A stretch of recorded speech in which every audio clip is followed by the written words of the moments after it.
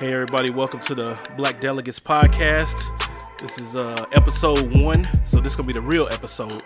Episode 0, of course, was the training grounds, which I think we did pretty good, but we'll see how we do it this week. So, same on the mic, we got who we got on the line? Let's start off with Paul. What's up? Your boy Paul is here, not Paul. You can also refer to me as the non-voting member of the Black Delegates podcast. You get a vote, man. You just get a brown vote. It's exactly the same. 1/3 of a vote. That's we all right. in the same pot. We're in the same pot, man. Same All boat. right. All right. And how you doing? We got Ghetto Phenom. Yes, the Phenom is here once again. What's up? Pod listeners, Pod Squad. I guess they already use that on another podcast, but yeah, appreciate y'all for tuning in. All right, and me, your host, the Black Ryan. All right, so we're going to get straight into it. So let's start off with you, Phenom. How was your week in blackness? My week in blackness. My week in blackness was interesting. I mean, today, I know we talked about, just blackness at work and attire and stuff like that last week. And today I had on the Barack Obama face t-shirt. So I feel like my blackness was appropriate. My blackness was 100. And this was the day, Monday, where we have staff meetings with everybody in the office, or at least everybody in the editorial team. So, that was part of my blackness. Also, I went down to Nashville, Tennessee, this past weekend. Actually went there for a funeral. Paul, get your dryer, bro. Right. That mug buzzed long, and it's probably going to buzz again. Dryer. That was not me. That was not me at all. I had to come and get that. But It's real dryer. went to Nashville for the first time this past weekend, and it was interesting because I was going to a memorial service for a Caucasian gentleman, and so I didn't know how the racial dynamics was going to be there. I figured there would be some other black folks just because knowing this person and his family, and there weren't a whole lot. There was probably about 5 of us up in the scene, but I didn't know how people would react because I'd never been to Nashville, and I didn't know, just how it was going to be. But everybody was cool. Everybody was cordial. People I didn't know came up and talked to me. So, it was a good trip. But that's pretty much my weekend blackness there. What about you, Paul? All right. Well, my weekend blackness was extra light skinned today. This week, I'm gonna tell you what I did. I did my taxes. So yeah, I did all that last weekend and got all that ready, and I'm ready to mag on these hoes with my newfound extra $100 of pay period in my paycheck. So I'm ready to mag on these hoes, and we need some air horns right here. Insert air horns. Now, how many relatives, how many nephews, nieces, or friends' kids did you declare on your taxes? Right. Yeah, I told you my weekend blackness was extra light skin, so I have only claimed my one official child on there. Your real child is the only one. Yeah, that's not a very black week, bro. But now I will tell you that I remember my wife. She was talking about her brother, and my wife's brother asked his other sister, who has 2 kids, if he could claim one of the kids on his taxes. This was many years ago, and I remember she was like, "Has he lost his damn mind?" And I really didn't know that was a thing until then. So that was an eye-opening experience for me. So I always keep that in mind. So I know this is a real thing in the community, but I have not actually done that myself yet. Although I have a niece and nephew from my wife, and that I've spent a shit ton of money on in my life, and probably will continue to do so. I should be able to claim them, but I have not done that yet. So my blackness level is not very high on that, but I'm working on it. All right. And then you're supposed to throw it to me. Oh, and then Ryan, so what'd you do in your week in blackness? My week in blackness was, it was so-so. Nothing really happened. I guess my mom's 60th birthday is tomorrow, actually. But we had her party this weekend, so it was very black. Very black. Let's see. So all black people, except for Ronell's girlfriend. So, but still, that's a black party, and that was cool. And it was actually a black party. So everybody was dressed up. I kind of had a wardrobe malfunction that I had to work on because, they told me it was a black party, but I still was like, yeah, we all wearing black, but nobody said they was going to be wearing black evening gowns or black suits and ties. So when I got there, chilling in my Adidas jacket, everybody was like super dressed up. So I was like, oh, yeah, I'm going to have to go back home and change. So the party was like literally around the corner. So I just drove back home, put on a button down, and came back. Put some hard bottom shoes on. That is never a good feeling. Right. Never a good feeling when you walk in. I salvaged it. Yeah, I salvaged never it. Never a good feeling when you walk into the party with the wrong gear on. Yeah, I hear you, man. Yeah, man. But other than that, that was pretty much it. So let's get into it. So we had before you get into it, let me get one more bad. thing, man, which I forgot about. My time in Nashville, went to this little spot called Slim and Husky's. It's a pizza spot up there. And that is like the blackest pizza place that I ever been to. And I mean that in the most endearing, loving way. Like, I don't know who was the owner, but whoever started Slim and Huskies in Nashville, y'all doing your thing. It's like they make these pizzas. It's called Slim and Huskies because they got a slim and they got a husky size. So the slim is a small, the husky is the longer one. I don't know if y'all remember the what was it, like the Bigfoot pizza Pizza Hut had, where it was long. Yeah. It was longer than it was. It wasn't a circle. Their pizzas are kind of like that, but on a smaller scale. But it's like the whole thing is just set up for like, it has like a Spike Lee vibe in there. They playing hip hop. It's all like uncensored hip hop. Like every employee that I saw was black up in that mug, and the pizza was fire too. So I just want to give a shout out to Slim and Huskies. I wish they had one of those in St. Louis, but I know it's really popular there in Nashville. But I was happy to go there. Shout out to Nashville. Okay. I used to live there after college. It's a great city. I actually like it a lot. You been there for that pizza? Not for that. I never heard of that restaurant before, so I'm sure it's new. I mean, I think they just grown like crazy. So they just opened in 2015, I believe. So it is fairly new. What part of town was it on? Okay. I don't remember. I use Google Maps to tell me where to go. That's all I remember, bro. Well, I got some other recommendations for you. Did you Google black pizza? I didn't. It actually came as a recommendation from one of my wife's friends, and it is a black friend, because I was like, what is this? This Slim and Husky's pizza or whatever. But we went, and the vibe was just crazy. And so next time I'm in Nashville, I'm going to definitely go back again.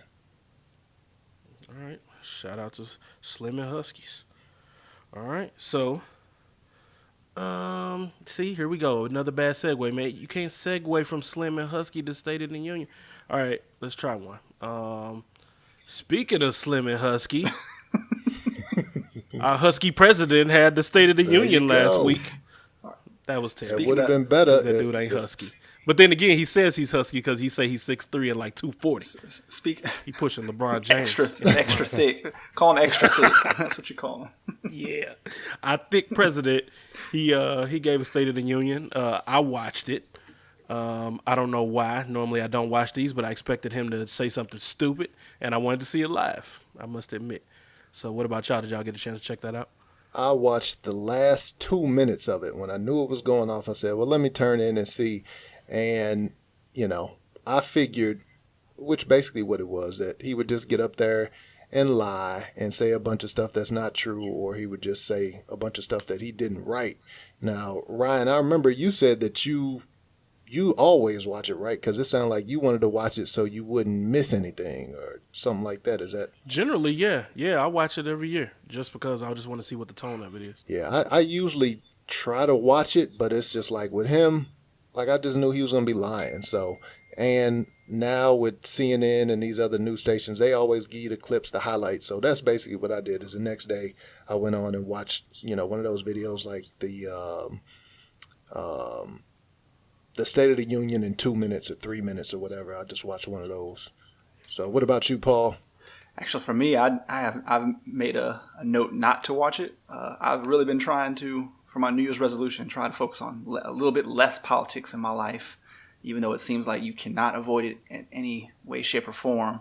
So I made a concerted effort. I'm not going to bother watching it. Plus, I figured it would be sort of what you were saying, just kind of the same old thing, not really telling anything substantive, meaningful. Although I did kind of think there would be some kind of crazy moment that would happen, but I wasn't here for all that. And then when I heard how long it was, I guess it was the second longest State of the Union in history. Yeah, I'm good. I'm off that. I got better things to do with 2 hours of my time than listen to this man ramble on. I can catch the highlights, and I didn't even care to catch the highlights, so I did not catch it at all. But I heard a little bit what went down. It sounded pretty generic. Clearly, he can read, and that's a thing. Some people always say he can't read and stuff like that. Obviously, he can read. He's reading straight from a teleprompter that somebody's given him. But what'd you think, Ryan? What'd you think overall about the speech? Overall, I didn't think it was as bad as I expected. He's got the different policy things that I don't agree with, and that's par for the course. But it's also it probably wasn't as bad as you expected because he didn't write a single word of it, more than likely. But it doesn't matter. He just freestyled some stuff, and he'd be bad. Yeah, he stayed on script. I think they talked to him. They finally got through to him to stay on script, to not go off on his tangents. So, yeah, I think that's why it was pretty uneventful. It was less disastrous than everybody expected. And I think even probably, the lying, because he stayed on script, he probably didn't lie as much as he normally would. So, well, let me ask you. I thought he was at least shout out Jay-Z, and he did. So let me ask you. So the big topic in the last day or today has been President Trump at, I guess he was at a factory in Illinois or something like that, talking about the State of the Union and saying that it was disgraceful and potentially treasonous that a lot of the Democrats did not clap at certain points in the State of the Union. I didn't see that. I know there was a viral clip of the Black Caucus, the big swinging Black Caucus, not clapping when he was talking about how low black unemployment was. So, like, what are you guys' thoughts on that? Like, did you guys think that was an appropriate response, or that they went too far, or what? Yeah, I think it was appropriate. Black folks ain't gonna be clapping for him. I mean, unless it's one of his few insiders that he got, Ben Carson.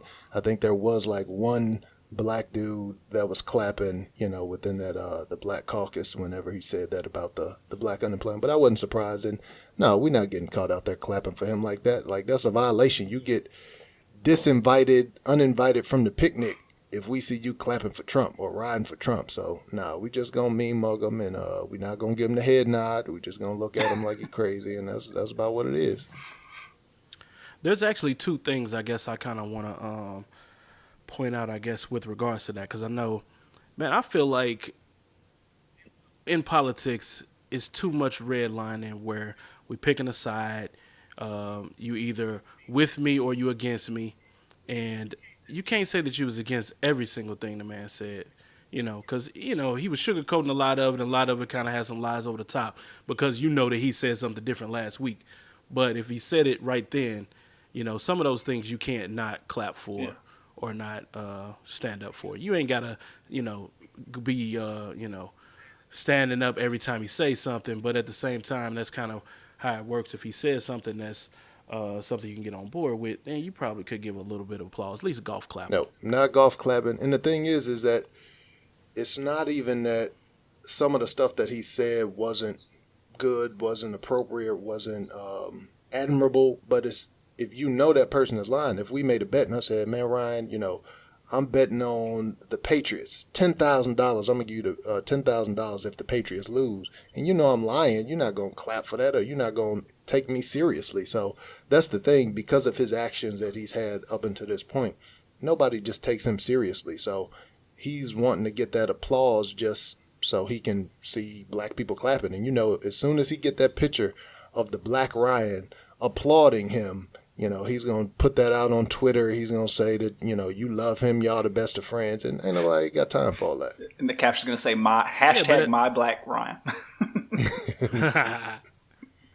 But we have to stand for something, And if you stand for what he's saying, you can hold him accountable to say, hey, you said this, and that's why I was clapping.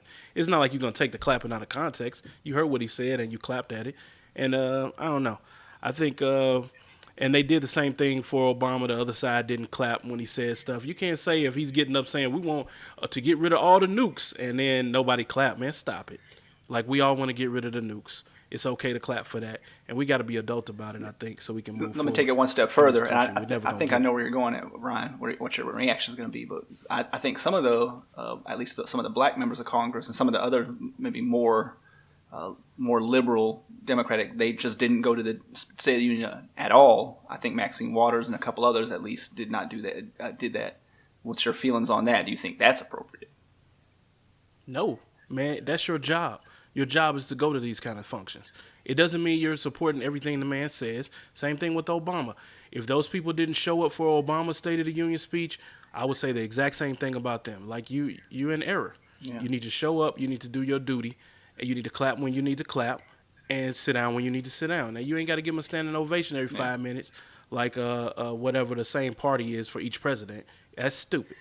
But we can be serious and say that we're adults, and if one person says something, even though I disagree with everything else they say, if they say something that I agree with, I can clap. I feel you on that. I echo those same sentiments. But like, don't you think just the climate that he generates, where it's so antagonistic between the parties and so split that, I mean, like, okay, people disagree with Obama. They even like said you lie during the State of the Union and things like that. But you know.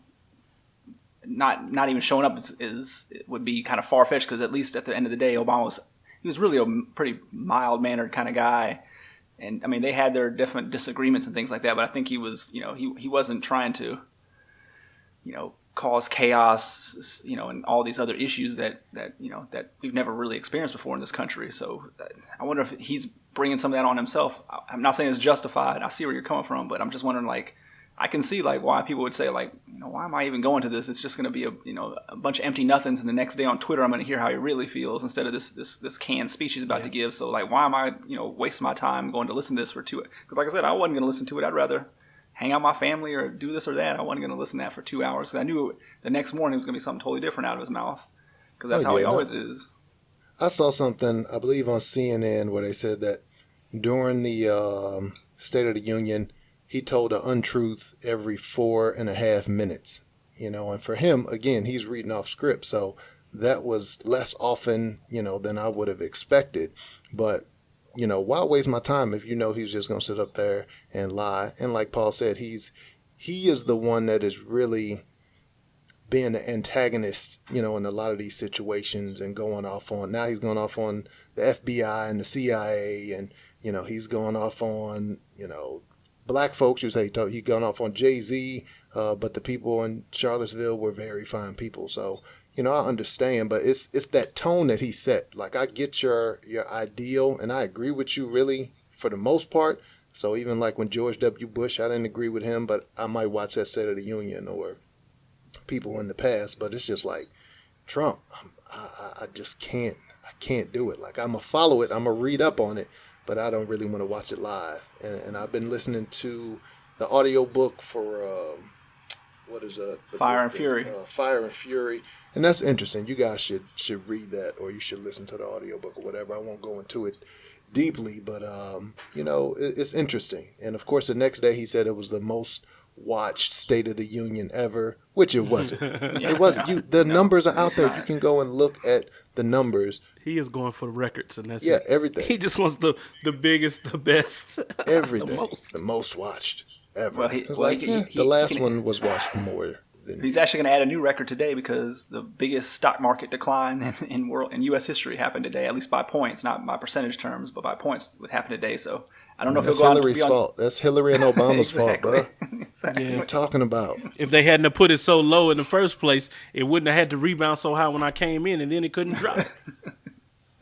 It's actually. But anyway, we don't want to break a record for the longest segment in the podcast history over this State of the Union that I said we weren't going to talk about, and we didn't went in. But anyway, sorry. I just wanted to get into that. So, but we're talking about taxes, and or we're talking about the economy. And the stock market. So, if the stock market rebounds, it was very good the other day. How will that affect tipping?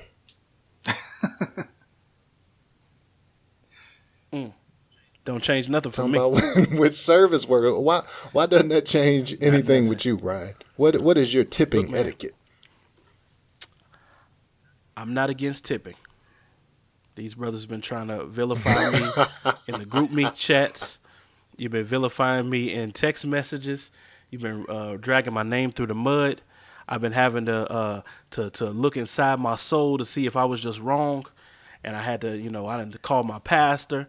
I talked to my wife, my kids to see, was I just a bad person? And then I realized, you know what? Certain things I don't have to tip. Sorry. Well, dog, I tip servers. I tip the pizza man.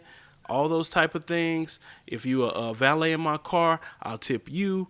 Those type of things. But I'm not tipping my barber. Oh, I'm just not. dog. But you getting paid to cut my hair, bro? Ryan, let me tell you though. You set the price, and it's too high. Ryan, let me tell you though. So this subject of tipping etiquette and as it relates to you and your barber has come up many times in my house in the last few days. Actually, my aunt was in town, and this was a nice discussion we had at dinner the other night on Saturday. Please speak of said shade of those family members as well. There was a black person. There were 2 black people in there. It was me. So you had your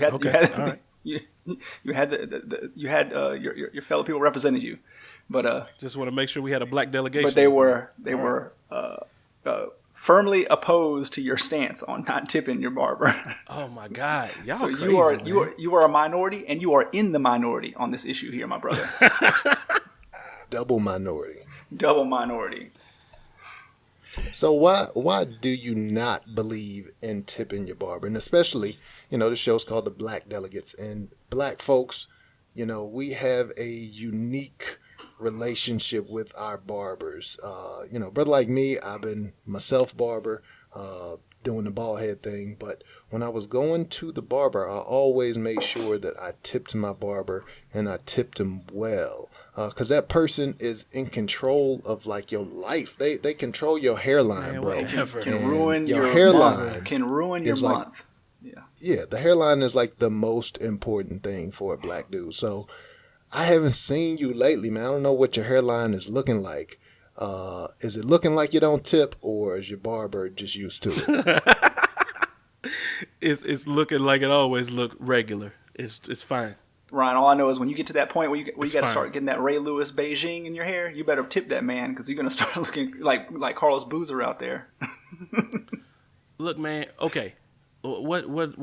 All right. When I was a bagger and I worked at Schnucks, which is a grocery store here in St. Louis, I guess they're pretty big. I guess people should probably know if they're in the region. But nobody tipped me when I took bags out to the car, and I wasn't supposed to do that. That's not part of my job, but we could help people out to the car. I didn't get a tip. Yeah. Never got a tip. Any other job, if I've done any artwork, any freelance artwork, guess what? I didn't get no tip. I didn't get a tip. So why is it that all of a sudden when somebody's cutting my hair, which they set the price for, I think there's... which is $20, and you charging me to use my credit card, why am I tipping you extra money? Please explain I just think that. there's...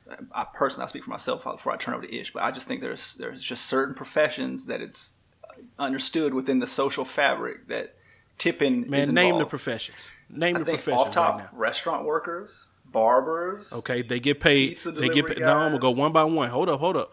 We go one by one. If you work at a restaurant, you don't get paid that much per hour. You're paid off of tips for the most part. Same as pizza man. Okay. Right? Okay. What other salaried or per job person gets tips? You're supposed to tip like your mailman and stuff like that. You tip.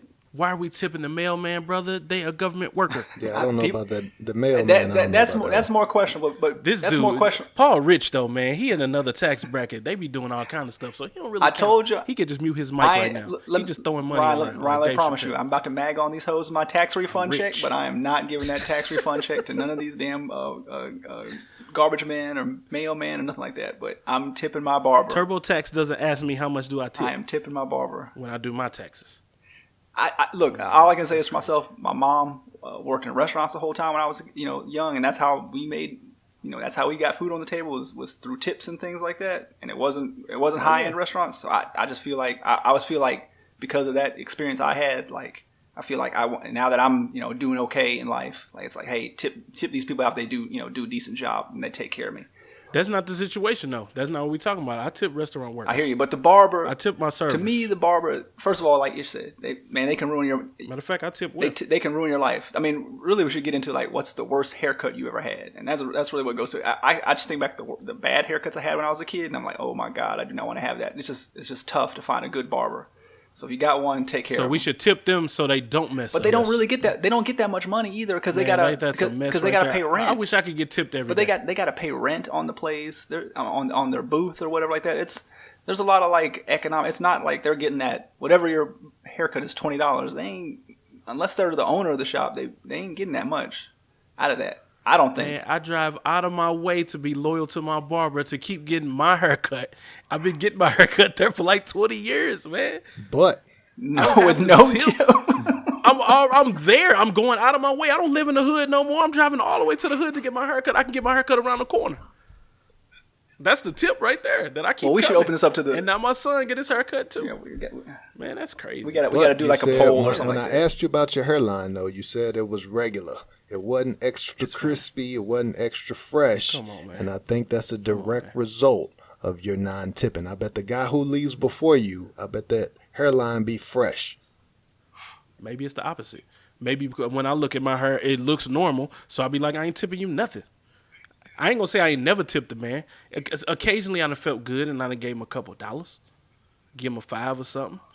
But come on, man. No. You know that barber be looking salty at Ryan when he's sitting there buying all those bootleg DVDs over there in the corner, and then don't give this man not even $2 for the tip. That's got to be. Hey, it's plenty of barbershops. I'll go to it though. And plenty that you will not get service. That I won't be You be tipping. having bumps on the back of your neck, bruh. Man, you can look like that Providence basketball coach with all that stuff on the back of his head. Oh my god. Yeah, that dude got the worst line. in Man, he just need to be out there wearing a. But it's just his hairline. He got some kind of disease or something like that. But he needs to throw on a fedora and call it a day. I guess. Speaking of tips, I was expecting Tom Brady to get a tip this weekend and get another Super Bowl ring. But thank God he didn't. Pats losing the Super Bowl to the Eagles and a backup quarterback in Nick Foles. I'm going to probably insert some applause here. But, man, my blackness was torn all this weekend because I've been boycotting football, period, in the NFL. Wasn't going to watch none of it. Don't want to be a part of it because of the Kaepernick situation. And my blackness said no. And then I saw Tom Brady was going again. And what would be more black than watching Tom Brady lose the season? Exactly. And I sat there with the controller in my hand, debating whether or not I should turn it on. It was one of the toughest decisions I've ever made in my life. But ultimately, I kept it off. Kept it off. You didn't watch any of it. I didn't watch none of it. Oh. I just heard about the score, but I couldn't wait to hear about the score. This is the first game all year.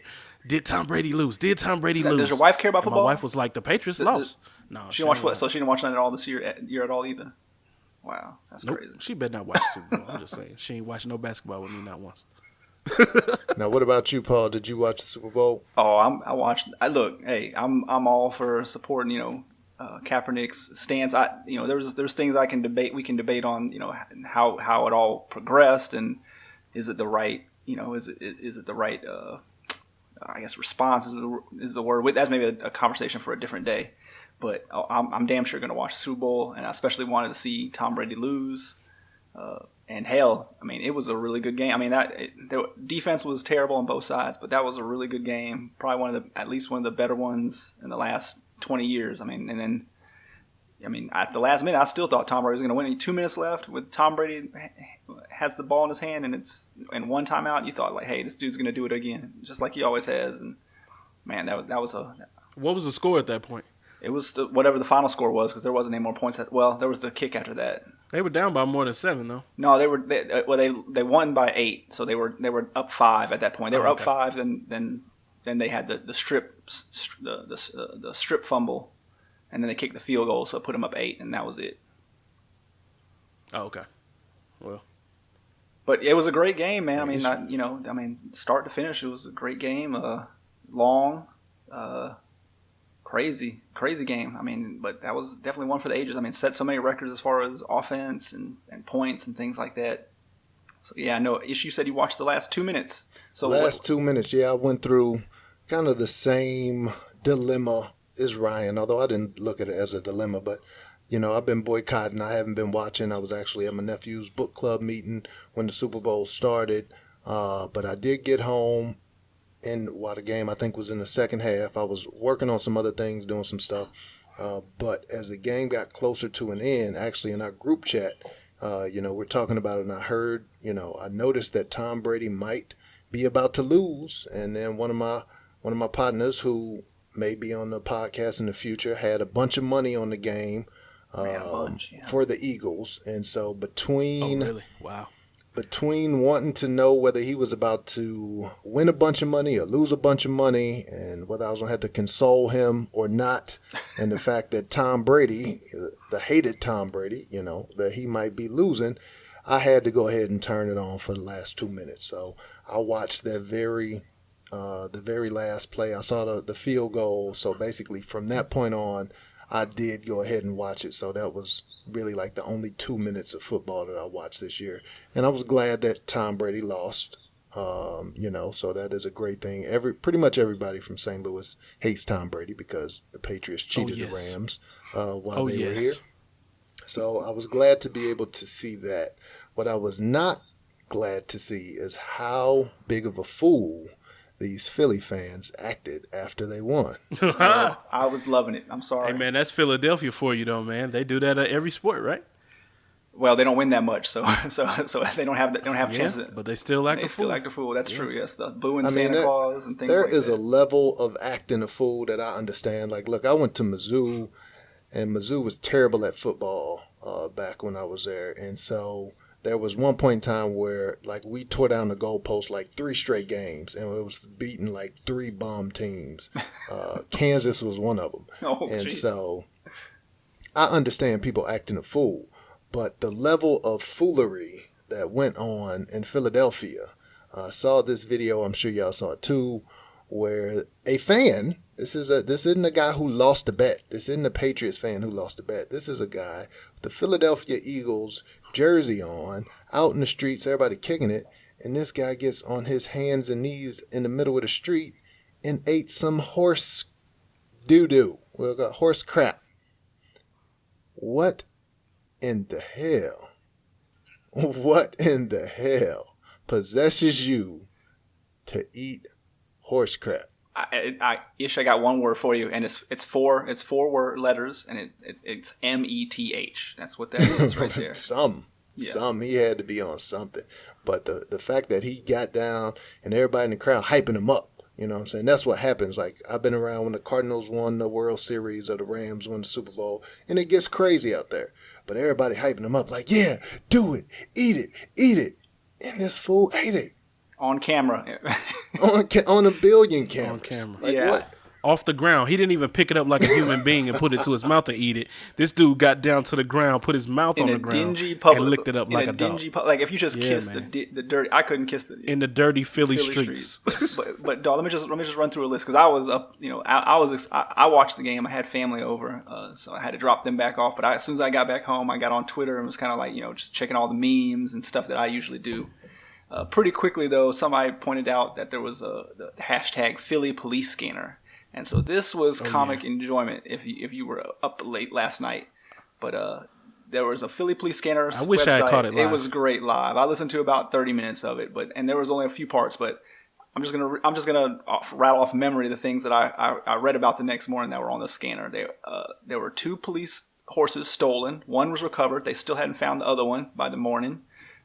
One guy had broken into the zoo and stolen an ostrich, rode the ostrich around town, and supposedly, I guess they knocked down like some electrical wires, and the ostrich ran into the electrical wires trying to get away from the dude and electrocuted himself. So that is insane. R.I.P. You saw the guys on top of the awning at the Ritz-Carlton jumping off, doing truss falls off that, and probably dying, I'm sure. Right, stage diving.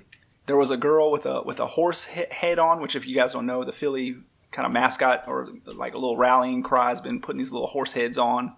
And so there's a girl with a horse head on running through the streets butt naked. Didn't look that bad, actually. Had a nice little shape on her, I have to say. I'll send you all the picture offline. But It was, and then what was, there was one, this is the one I told my wife all about all these stories. Of course, she was disgusted by the guy eating the poop. But there was some family that decided to have their 4-year-old daughter out there in this melee and lost the daughter. So on the police scanner, you could hear these calls they were reporting a missing 4-year-old out there in the crowd. Now, if you saw that crowd, man, that's crazy. Child services would be called immediately to come get your ass if you take your 4-year-old out there. Yeah. So, but eventually they got reunited with the girl. I guess she was found. But man, just crazy scene out there. And what about Kevin Hart? What do y'all think about Kevin Hart? Did y'all see him on there? No, what did he do? Oh, I sent that to you guys last night too. You go ahead, Ish. I'm sorry. So Kevin Hart, he is down there. He's got his Philly. Okay. He got his Eagles jersey on. He runs down on the field or whatever when they celebrating. They about to hand out the trophies and stuff like that. Kevin Hart is drunk out of his mind and is trying to go on the stage, and this big security dude is telling him like, nah, you ain't on the team, you're not going up there. So he's just pleading and, hey, but I'm Kevin Hart, and trying to talk his way onto the stage. So he gets shut down in front of national TV or everybody. He definitely dropped the "Do you know who I am?" line. Yeah. Do you know who I'm Kevin Hart? Guys like, I don't care who you are. You ain't a. To his defense, nobody is as Philly as as Kevin Hart. He wasn't Philly enough. He wasn't Philly enough to this dude. I mean, that was like the biggest. That guy, he wasn't in shape, I would say, but that dude was a good solid, I'd say 380 pounds. Kevin Hart was not getting around him. That dude was not playing. So right, you got this. Yeah, he looked like Trenton in the crowd trying to get up there though. I'm watching it right now. And then there was another part of it. He tapped the dude on the belly button and like, "Excuse me, sir." Right. And Paul, I'll let you tell the next part of it. Oh, I didn't watch that one. It was a good part, but there was afterwards. I guess after he got denied from there, he kind of lingered around the field some more, and then they were doing they brung the studio shows onto the field or near the side of the field, and then bringing players over there to get interviewed. So they're covered in champagne or whatever, and they're interviewing a couple of guys, and Kevin Hart's kind of in the background somewhere. So finally he comes over to the little stage there, and he's starting to get interviewed, and of course he curses. Drop the F-bomb. And he tells him he says, "Hey, I'm drunk as hell right now." So he was really feeling it. and I'm talking about he was sloppy drunk, bro. He was like sloppy, it wasn't even like I'm a man, little Dion, tipsy. It looked like he just pushed him off the stage. After he dropped the F-bomb on live TV, Dion was like, "Yo, I love you, Kevin Hart, but you got to go," and just picked him up like a little baby and set him off the stage. Like where your mama at, boy? Yeah, Kevin Hart was on there like, "Yeah, you're not so happy for Philly." I mean, like, bro, that is not a good look. Yeah, I guess he's a comedian, so it ain't career threatening or nothing like that. But why are you that damn drunk? He's had some little snafus over the last year. I mean, he's had a couple of little things. He's had some little missteps. He might need to check himself a little bit on that. But I mean, it was entertaining none the least. So that was cool. You're about to go the way of Cat Williams, bro. Now, let me get back to a black topic here. So now let's talk about the celebrations and in the context of like that was a big thing on Twitter this morning that I saw. People were talking about talking about the celebrations, how wild they were and how raucous they were. But overall, I guess the national sponsor was like, "Oh, they're just blowing off steam. That's kind of crazy. Yeah, don't destroy your city and stuff like that." But like, what would happen if that crowd was a largely brown person crowd? How do you think this would have gone down? There would have been SWAT teams. There would have been at least tanks. They would have had snipers on the roof.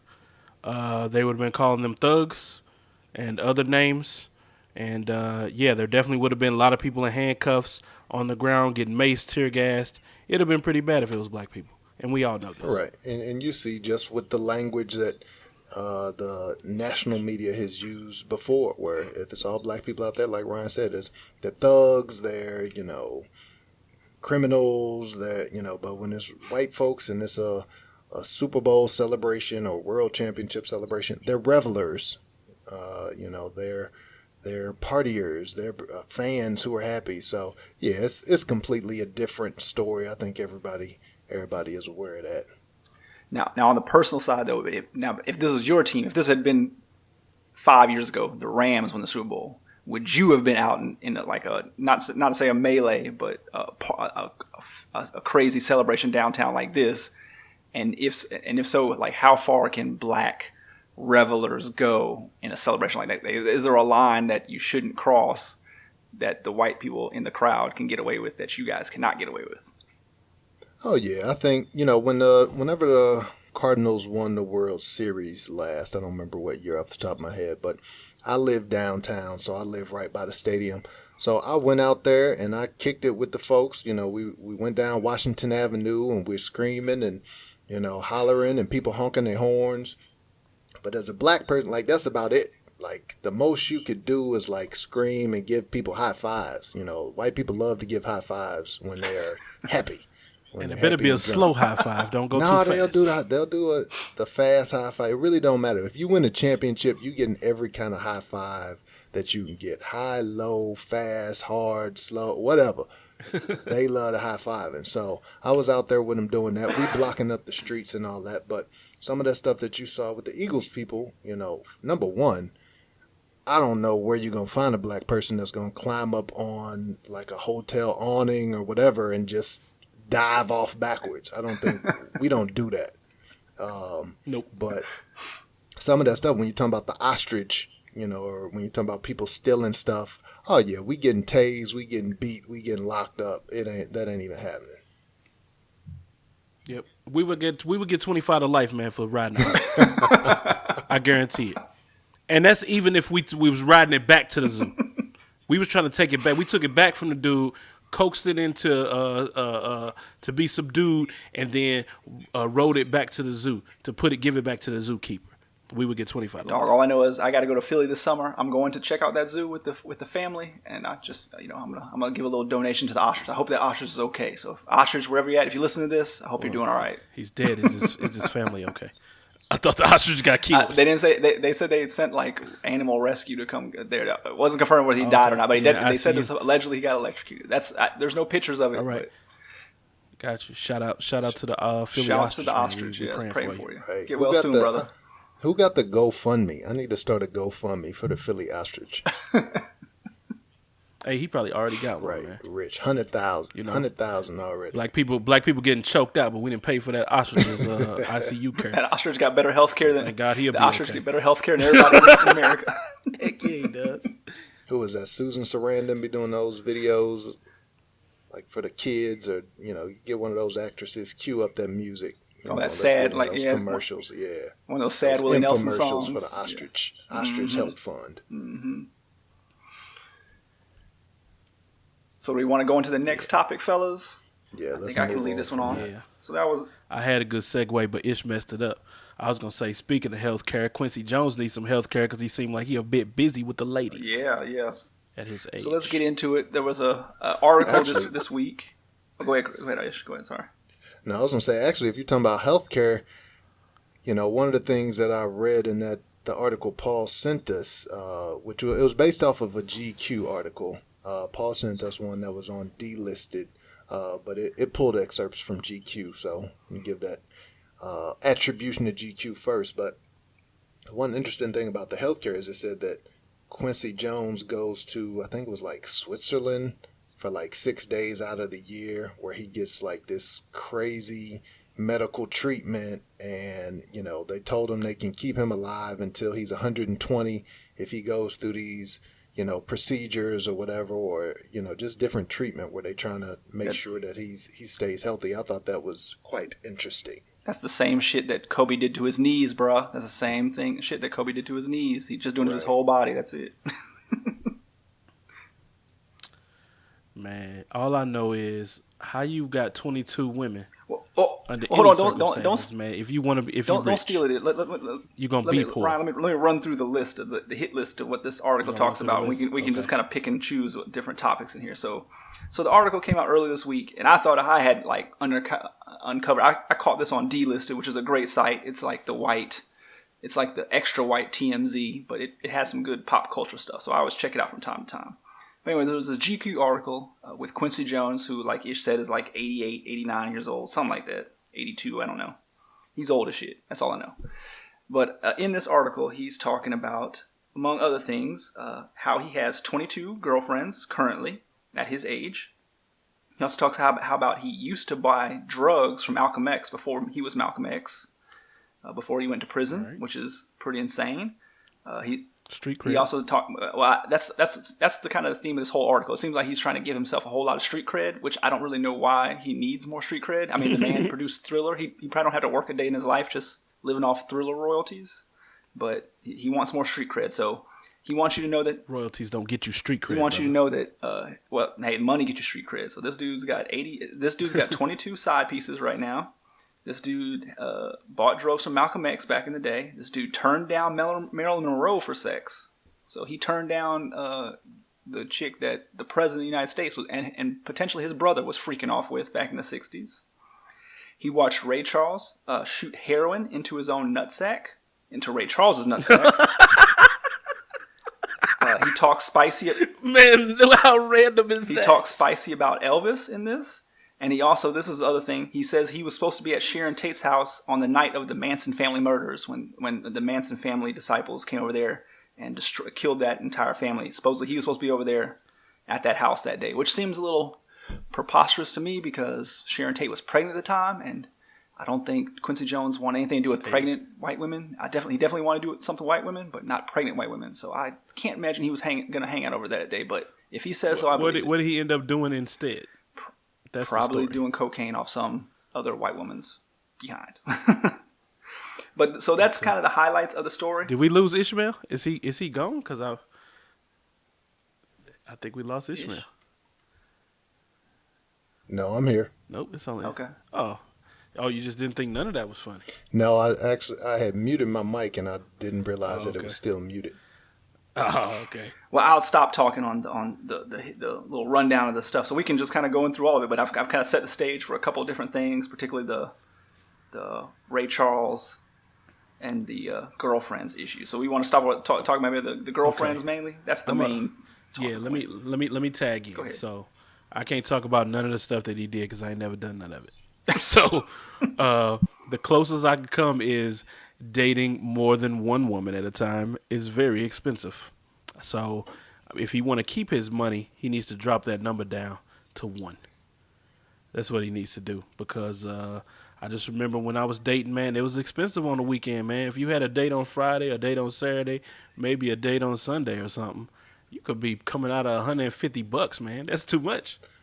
Or more. Well, Quincy Jones, he's not worried about the bread, and I read the article, read a lot of the GQ article also, and he's going international, you know what I'm saying? This isn't just the neighborhood player. Quincy said he got girls in Japan, he got a girl Dubai, in Switzerland, he got a girl in Paris, he got them all around the world. So, he's an old rich dude with money, and I mean that's what they do. So none of that really surprised me in terms of that story. But Quincy is happy. He want to let people know he's doing his thing.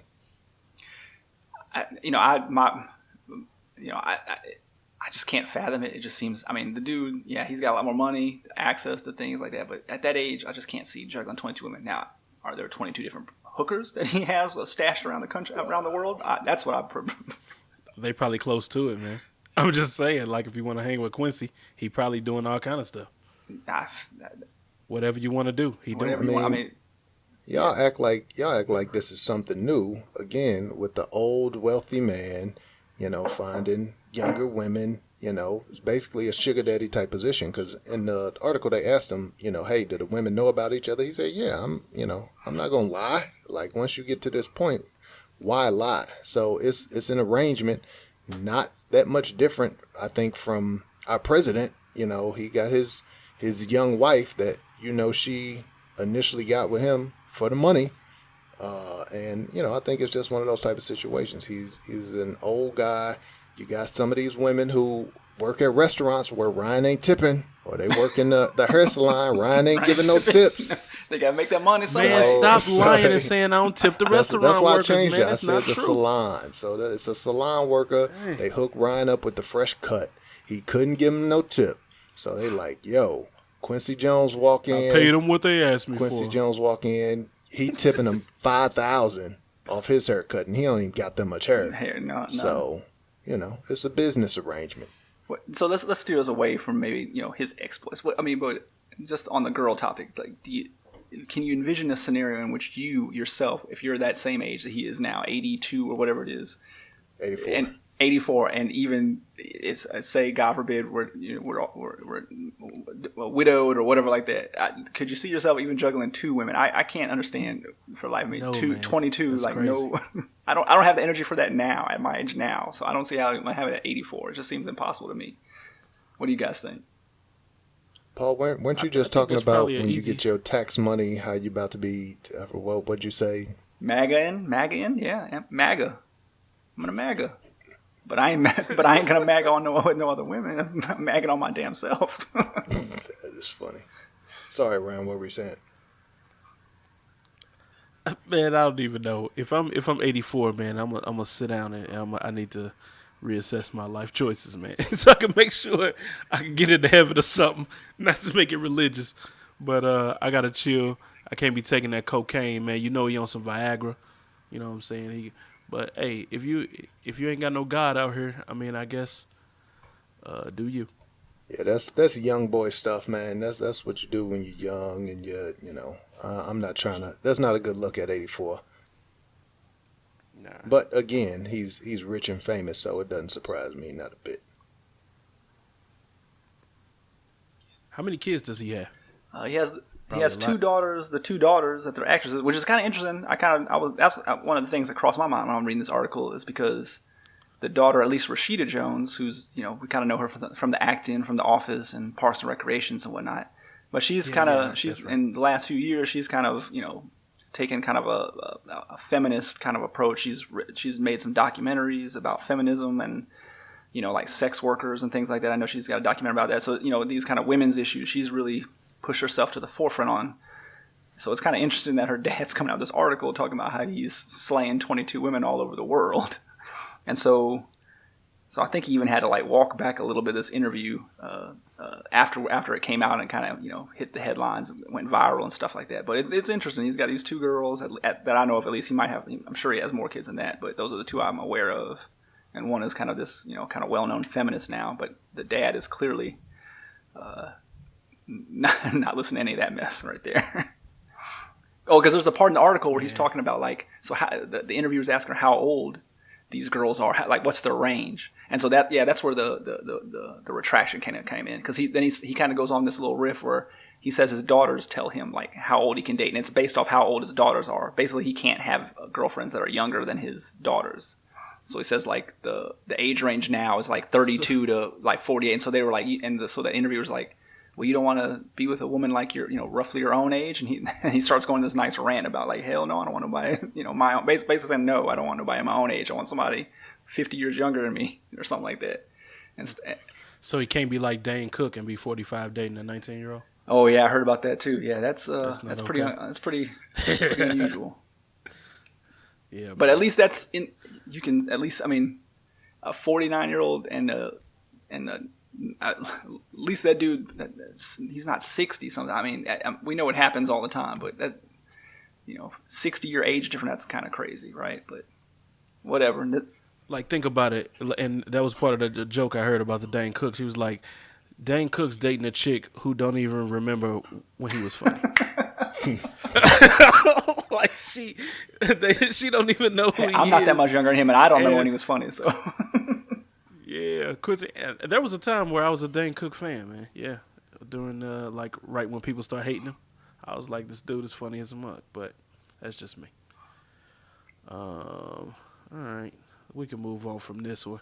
Quincy Jones, I guess. Well, let me read his He gonna be statement that doing it Paul till was he die. talking about real quick. And this actually was before the GQ article came out. I guess he realized that he sounded like a butthole, and so he tried to preemptively come out with a statement. I'll read this real quick and we move on. It says, in a forthcoming interview in the February issue of GQ magazine, I made a bad attempt at a tasteless joke about dating that in retrospect was clearly not funny. The comments were insensitive and inappropriate, and I sincerely apologize for them. Women have played an invaluable role in my life, both professionally and personally. I have nothing but respect, admiration, and love for women and all that their essence encompasses. Women make our world a better place. While I always leave space to grow and learn how to do better, anyone who knows me knows that those are the true feelings in my heart and soul, and they always will be. So it's like you tried to walk it back. It's a nice statement. It's a nice statement, but he don't believe that. Over and under on his daughters or his publicist wrote that for him, and he's not even aware that was put out there. I don't care what you're saying, Mr. Jones. It doesn't matter. Like, he chose to live his life like that. That's cool. Stand by it. Personally, I think that makes the whole article soft. That undoes everything. Like, you don't get no props, no street cred. That's damage control. That's damage control. If you mean it, if you said it, go with it. Everybody does a GQ article, always walks it back every time. Yeah, good point. Every single person. Because those GQ articles are so long, like you were saying, so they eventually they talk too much and they catch themselves in some trap or something they feel bad about saying later on because they try to be edgy and you have situations like this. If you want to be politically correct, don't talk to GQ. Period. Well, moving on. Speaking of being politically correct. Let's do it, baby. Let's do it. Paul, what's not politically correct about Girl Scout cookies? Because you have in my notes that you got a rant that you want to go on. Let me just explain, why I'm gonna go on this little tangent here. Not as a rant, just a tangent, So no rant, brother. So rant. I just want to talk about Girl Scout cookies. Girl Scout cookies, guys. It is freaking January or just turned February. My wife she has this friend in DC. We haven't seen this girl in years, and we never seen her kids that I can recall. Anyway. Every year, around this time of year, I get a request. I need to buy some Girl Scout cookies from these kids that don't live nowhere near me. And my concern is that, when I see Girl Scouts selling cookies, it's in the summer, early summer sometime. I don't remember Girl Scouts selling cookies in damn January. And I think my wife has had this in her inbox since like December. Who the hell is selling Girl Scout cookies in December? First of all. And I gotta send this money.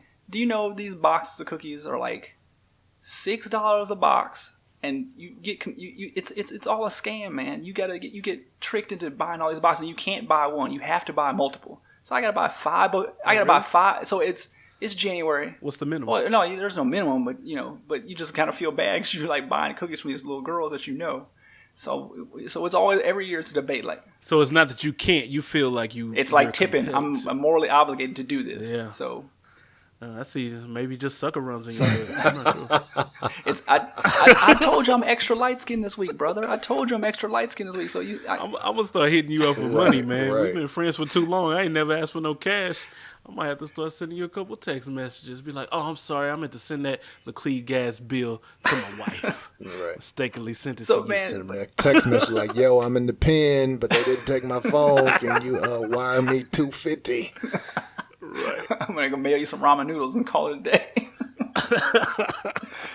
But look, so I gotta buy these. I gotta buy these cookies. And man, look, it's like $9 shipping and handling to send me some damn Girl Scout cookies. I can wait 3 months for and get for free, no shipping and handling at any grocery store within a 100-mile radius of my house.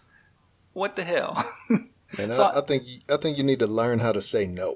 Like that is, we on the Black Delegates. I think that is part of the fact that we know you're not Black, you are Puerto Rican, so that is some of that lack of blackness in you that you don't know how to say no when people ask you for money. Like that is something that I think Black people learn at a very, very young age. Very early age. How to say no. Yeah. Like when you're in the store, when you're a Black kid, and you ask your mama for whatever, some cereal, you ask your mama for the toy, they tell you no, and they not only tell you no, they tell you if you ask again, they're going to smack the mess out of you. So we learned that no at a very, very young age.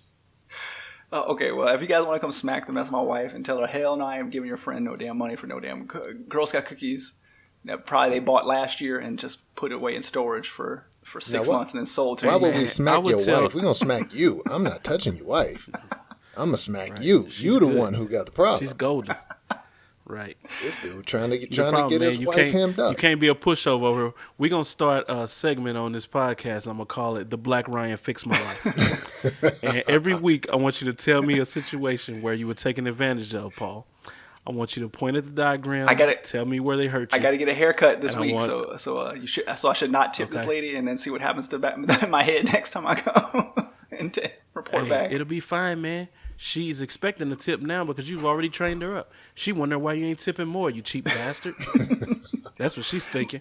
And you could have just been like, I ain't never gonna tip you. So when you do tip her, she's happy. Tripping, man. But look, let me go on a little bit more about these Girl Scout cookies. Okay, so hold on. So got the Girl Scout cookies. I don't want the Girl Scout cookies because it's January. It's been Christmas time. It's been holiday season. Everybody's been eating good in the house. I'm ready to try to get back on some New Year's resolutions. Not that I need to lose a whole lot of weight, but just, hey, I'm trying to have these cookies laying around my house. But now I got these goddamn 5 boxes of, you can cut that out, I'm sorry about that, of Girl Scout cookies laying around the house, and I got to eat them. And so I'm going to do that. But my problem with the Girl Scout cookies is that in a few months, I'm going to go to the store, and there's going to be all these little cute little girls standing out front, and I'm going to be obligated to buy more Girl Scout cookies. You a sucker on that too? Just say no. You a sucker on that too? Man, look, but this is where I want to go into the conspiracy. It is the greatest scheme, and maybe it's only affects the white community. I don't know. Yep. It's the greatest scheme in the world. It don't affect me. Little girls, and they put them strategically, and they got all hooked up. I mean, back in the day, you used to have cash, so you'd be like, oh, I don't have no cash on me, I can't. Man, they got Square, they got all that crap. They get you. Have you seen that commercial, the Zelle commercial, where it's like a dude and he's trying to these little girls are trying to sell him. I don't know what it is. Maybe it's cookies. And he's like, oh, I don't have any cash on me. And they're like, they got this. Oh, the girl says, oh, do you have a domestic bank account? Oh, who's your lender? Oh, Wells Fargo. We'll just sign up with a Zelle and you can give us the money. Yeah, I've seen that before. This is but man, it's a scheme, and this is the conspiracy part of it. Man, think about how much money these Girl Scouts make. I know parents that have kids in Girl Scouts. Do you know that none of that money goes back to them? Nobody knows where that money goes. Nobody knows where money. Like I talked to a lady, lives in Chicago, a very affluent family, and lives in Chicago, has a daughter that's in Girl Scouts. And I was asking her, like, so what is the cookies that you guys, when you guys do the cookie drives and stuff like that, what does it pay for? I was like, do they pay for, does it cover the uniform? She's like, no, we got to pay all that. No, because they got to pay for the uniforms, the sashes, all that stuff. The parents pay for all that stuff that sells, even though those kids are out there slanging them cookies on the corner every damn year. And I'm talking about hundreds and hundreds. Pays for? That's the question. What does it pay for? It's paying for administration costs for everybody that works for the Girl Scouts of America. That's it. You take a not-for-profit, you make yourself the owner, the CEO, all these different jobs, and then you pay yourself an absorbent amount of money, and then you're rich. No, this is, and no, you're not making a profit. This is the conspiracy part. I'm sure that's going. I'm sure a lot of this money is going into booger sugar and expensive vacations in Vegas and all types of things. There needs to be an audit done of these damn Girl Scout cookies, because of all the boxes I've bought, they should be able to have cured some cancer or something. And with all the call up some of your friends in Langley. I'll do it. At the I've CIA. been on this. Tell them. They put me the lead investor on this. Man, you want to talk about Bernie Madoff? Nothing. It all pales in comparison to these damn Girl Scouts. I'm telling you, bros. I'm telling you. Nobody knows where this money's going. Nobody. Well, I know where my money's going because I'm not really buying them. Like, if I buy, I think my wife's cousin, she has 2 little cousins in the Girl Scouts, so occasionally we might buy a box or 2 from them. But we don't feel obligated. I don't feel obligated. Let me say that. I don't feel obligated. I'll say no to some kids. I'll say no to the elderly. I'll say no to the homeless. Like, hey, that no is not a problem for me, especially when you're talking about bread. Right. You made this whole big conspiracy theory thing when really you just got to get that backbone, man. You got to be like, nah, you ain't getting in my pocket. I'm going to work on that. But at the same time, where is the money go? There should be like a huge castle or monument built by the Girl Scouts. They should be, paving our roads for us, giving us free health care.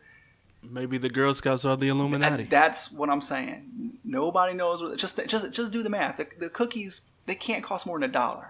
They're selling them for $5, $6, Boy Scouts, $7. Boy Scouts don't sell nothing. You do the canned good drive, and that's Because it. Boy Scouts ain't adorable little kids sitting out front of your local Schnucks or Kroger or whatever it is selling you cookies. And the other problem is you go out when they start selling these cookies. Man, like some days, like on a Saturday, I'll go to a couple different stores. Like say I'll go to the grocery store in the morning, and maybe I got to go to Home Depot later on. Yeah. Man, they out there at the damn Home Depot too. So you buy 2-3 boxes at the Kroger, and you go to Home Depot later on. And these other little girls just looking at you pathetic, like this cheap ass dude can't buy one box.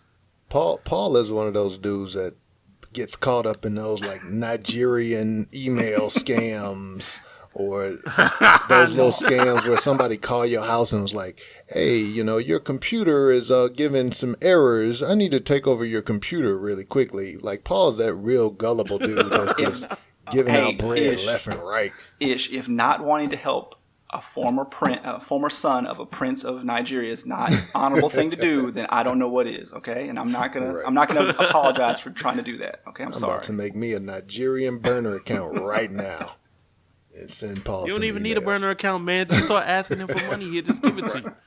It's not hard. Anyway, man, like, hey, man, I think I need some money, man. I need about $1,000, Paul. It's just bad. And he'll just be like, here you go. Here's $2,000. And then complain about it, how it's a conspiracy. Secretly, yeah. Well, I did say I don't know, man. They sell Girl Scout cookies in the store now, for real. Man, they sure do. They sell a bunch of Girl Scout stuff in there. But on the flip side of this, so you guys talk about me and the money and giving two ways. So I finally did cut the cord, or I'm in the process of doing that this week. So I've cut the cord from Time Warner Spectrum. I'm gonna keep them for my internet, but having to go and do all this price out all the other options I want for TV and home security system and phone. So I'm finally cutting the cord. But when they call you back, are you gonna have the balls to say no? Yeah, no. I already canceled it. This dude gonna have cable, dish, and and wireless at the same time. How many calls did it take you to actually cancel? Because I know you called in like 7 times before you did it. I called in once in the summer when I had an issue with it, and I was like figuring out, but I really have a game plan then. So I was talking to Ryan on the phone, and I was like, Ryan was kind of, because I'm behind the 8 ball on this technology stuff. So Ryan's like schooling me on like what I should do and stuff like that. I mean, he was still schooling me up until just a few weeks ago on this issue. So a dude called me and he was like, kind of, walking back, but I wasn't ready to actually walk away. But so yesterday, that is when I made the call, and that was it. They offered to lower my bill by like $110 a month, and I have everything with them. I have phone, which I never use, home security system, cable, and then the TV, and they offered to knock $110 off.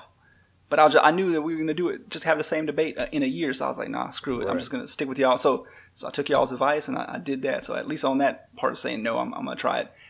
I don't know. I'm probably going to actually end up spending a little bit more than what that final offer they gave me.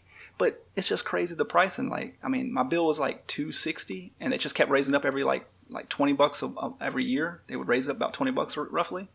And then so when I called yesterday, they said that the first offer was like $225, and then the second offer was $146. And I was like, nah, I feel like I need to just keep on, still cancel it. But I mean, but it literally in the course of a minute, she went from $255 to $225 or to $210, then to $146, and I was like, still no. But that's just crazy that you can drop it that much. I mean, that tells you how it's not worth that. Look, man, I enjoy telling the DSL man that I ain't taking his offer. I sit there and listen to it. And I'm like, yeah, man. He's like, I could do something for you. I'm like, what can you do for me? He's like, what are you going to be paying over there? I said, $40, and it's going to stay at $40. And I say, okay. And I said, well, y'all at $80 now, so what you going to do? And he's like, well, I could probably get it down to $40 if you can come back. And I was like, well, how come you didn't offer me that when I called you the last time? Damn. He's like, oh, I don't really know, sir. I was like, well, I said, next time you'll remember when a person calls you and said they want a different price and that they're paying too much and that they'll leave, that they actually will. And I said, is there anything else? And he's like, no, sir, I think we got it covered. I said, thank you. And hung up. That's how you do it, Paul. You say the same thing to those Girl Scouts. You guys need to start a service like Black Financial Coaches, and you guys just go and get really angry at people that I'm trying to save money from white people. You guys can make a killing off this service. I could do that. I could thrive at that. Like, I'll call and cancel your unwanted services, or I'll say no to the people that's asking you for money. Like, if I can make a good middle class living off of that. Actually, I think I'd be rich because I would be the best at that. And then have Ryan talk spicy to him about how they're shitty at their job. Be great. Be great. All right. With that being said, looks like that's another one in the can. It was a good one. This was a good one. We appreciate everybody listening.